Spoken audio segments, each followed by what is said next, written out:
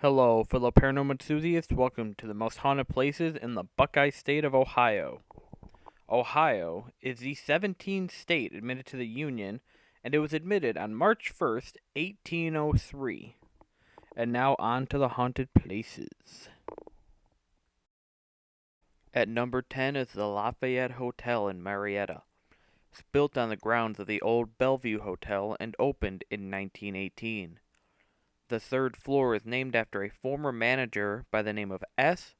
Durward Hogue, and Mr. Hogue is believed to haunt the third floor. Lights flicker and sometimes the bulbs burst. The elevator moves on its own. Items go missing, and a lady in an old dress is seen in the hotel. At number 9 is Woodland Cemetery in Dayton, home to a couple of spirits. One is a sad story revolved around a young boy and his dog that haunt the cemetery. The boy drowned in a nearby canal, and the dog tried to rescue him, but to no prevail. The dog then never left the boy's resting place, and the dog eventually died. Barks and young boy's voice are heard. Also, a girl with blonde hair, white tennis shoes, and a sweater is seen sitting on a tombstone and sometimes even talking to people, and also disembodied crying is heard. And number 8 is the Majestic Cedar in Chillicothe. It has been operating since 1853 and at one point housed influenza patients, with many of them dying, which leads to this cedar possibly being very haunted. Disembodied voices and singing are heard, orbs have been captured in photos, full-bodied apparitions are seen, and even odd clouds have been seen that nobody's been able to explain. And number 7 is the Ridges, formerly known as the Athens Lunatic Asylum. It operated from 1874 all the way to 1993 in Athens, Ohio. This asylum was also the last place in the U.S. to perform lobotomies. Supposedly, the body of a patient was found on the third floor in the late 1970s, and the body fluid stain could never be removed. And also, shadow figures are seen darting around the building. And number 6 is the Mudhouse Mansion in Lancaster. It was built sometime in the 1800s. Supposedly, a family was murdered here, and there are several versions of the story behind it. The most common is that a slave, who was treated extremely cruelly, murdered the master and his family. Another is that the man caught his wife having an affair. Enraged, he killed her, the lover, the kids, and then himself. The other story is that the wife killed just the children. Either way, supposedly the family is seen roaming around the now run-down, abandoned, and off-limits mansion. Number 5 is the Wright-Patterson Air Force Base and the National Museum of the United States Air Force, both near Dayton. It is an active Air Force base, and on the base is the official United States Air Force Museum. The Air Force Base was built in 1917, and the museum was opened in 1923. Full-bodied apparitions are seen in various parts of the base and museum. Objects move on their own. Disembodied footsteps, voices, and laughter are heard. Unexplained shadows have been seen darting around, especially in the hangars, and reports of people being touched and their hair being pulled. Number 4 is the Buxton Inn in Granville. It was built in 1812 by pioneer Orrin Granger, who is one of the spirits that is seen around the inn.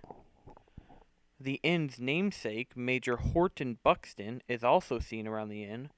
A former innkeeper by the name of Bonnie Bunnell is seen in a blue dress in room 9. A phantom cat is seen in the inn. A construction worker who supposedly died during construction is seen. And also shadow figures have been seen.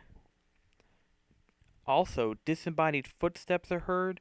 People report hearing their names called, and doors open and close on their own. Number 3 is the Cincinnati Music Hall, built in 1878. This music hall houses Cincinnati's Symphony Orchestra and Cincinnati's Opera, and it is considered extremely haunted. The hall was built on the grounds of an old hospital, and many bodies were exhumed during construction. Today, many full-bodied apparitions in old clothing are seen. Shadow figures are seen darting around the music hall, and also odd, unexplained sounds have been reported. Number 2 is Ohio University in Athens. It was opened in 1804 and is one of America's oldest universities. Room 428 in Wilson Hall has an odd story behind it. A girl in the 1970s started acting odd and speaking in an odd tongue, and then she jumped out the window to her death. Supposedly, she was practicing astral projection. Today, the room is off limits, and disembodied voices are heard and objects get thrown around. The Brown Building is haunted by a lady named Millie Brown. Also, in the Brown Building's backyard, splashing is heard even though there is no water nearby. One of the frat houses is supposedly haunted by a poltergeist. A female spirit is seen in Jefferson Hall. Also in Jefferson Hall, lights turn on and off on their own, and items move on their own as well. And another female spirit named Laura supposedly haunts Crawford Hall. And at number 1 is the Ohio State Reformatory in Mansfield. It was built in the late 1800s and shut down in 1990, and the famous film from the Stephen King novel, The Shawshank Redemption, was filmed here. It is also famous for having the tallest freestanding cell blocks in the world, and it's also famous for its ghost.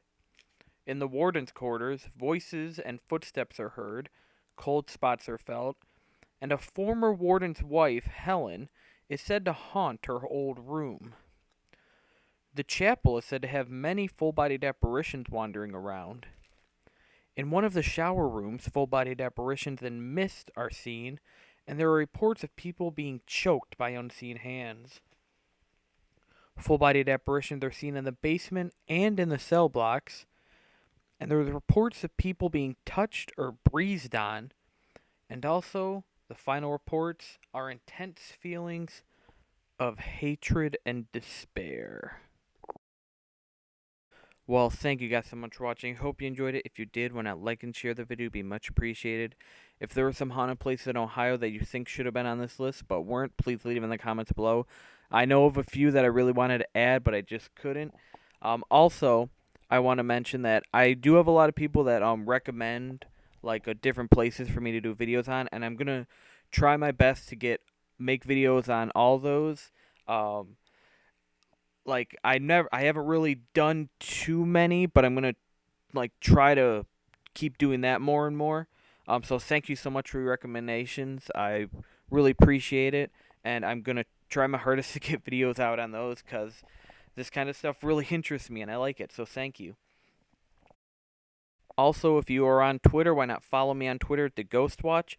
And if you want to see more of my content, subscribe for more paranormal activity on YouTube, VidMe, or Dailymotion. And I'll see you guys later. Bye-bye.